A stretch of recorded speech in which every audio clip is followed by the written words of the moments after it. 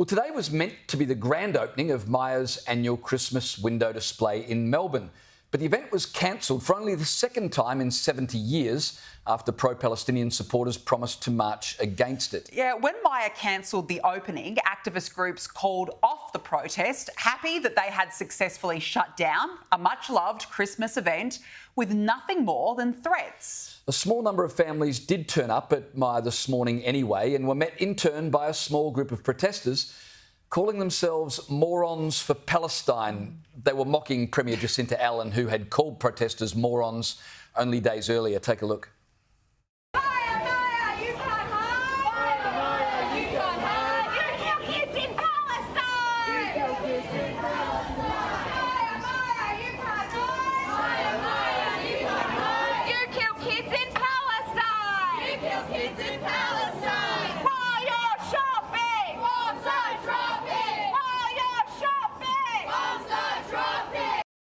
Well, James, at least this group has come some way in the last 12 months, aptly naming themselves now morons. I mean, if there's anything out of this bizarre protest today, at least that they acknowledge that they are, in fact, morons.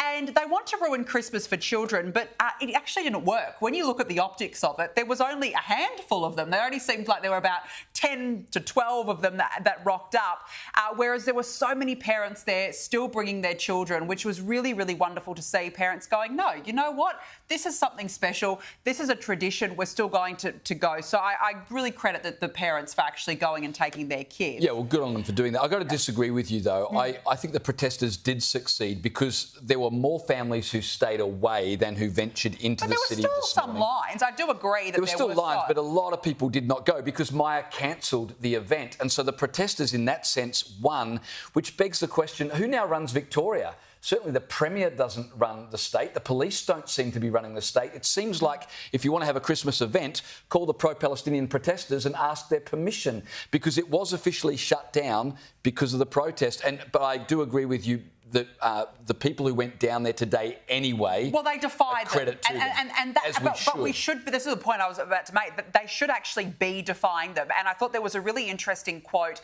One West Australian tourist, she told the Daily Telegraph that she said that we shouldn't have to put up with this, and neither should the children in Australia. It's un-Australian. I've had enough.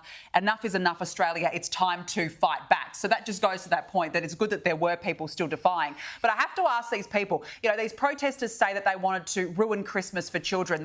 They were chanting that there are kids dying in the Middle East. Why should Australian kids enjoy Christmas while kids in Gaza are dying? Correct, but also have these morons actually stopped to think what actually occurred on October 7? Do they realise that Hamas terrorists went into the kibbutz and killed children? There were babies that were killed in their cots. Not that you would actually hear any of these morons saying that or presenting the other side of the argument. The other thing they might like to think about is there are still children being held right now underneath Gaza as hostages. So if these protesters really care about the children, then maybe campaign for the release of the Israeli children who've been held hostages now more than 1 year, because when the hostages are returned, it all stops. So as soon as they love their own children more than they hate Israeli children, we'll have joy to the world and peace on earth, which incidentally, maybe they shouldn't protest against Christmas. They could take some lessons from it.